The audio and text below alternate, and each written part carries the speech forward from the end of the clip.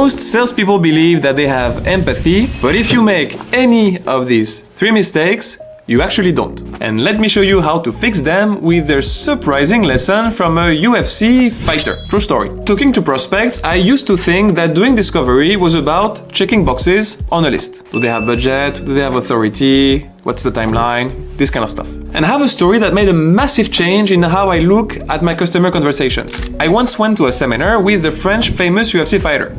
I had never seen him before, but I was like a bit curious, so I just went there. And there is one moment in particular that I found incredible. Basically, he was explaining his thought process when he's facing an opponent. So he took a random guy from the crowd, they got face to face, and they started like sparring very, very slowly.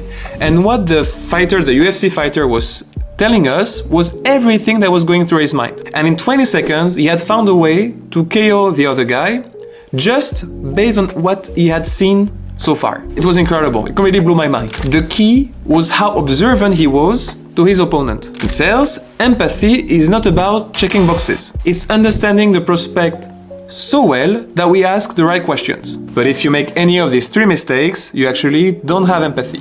The mistake number 1 I called, you don't sheathe your sword. And by that I mean that you keep cutting your prospect when they're speaking. Let them talk. And only when they're done, do you speak. The mistake number 2 I called, you listen like a beginner, not like a master. What you probably do is that you listen to answer. Now try something else. Try to listen to understand. And finally, the third one, you fill in the void with noise. Let the silence work for you. And of course, follow me for more Sales Black Belt content.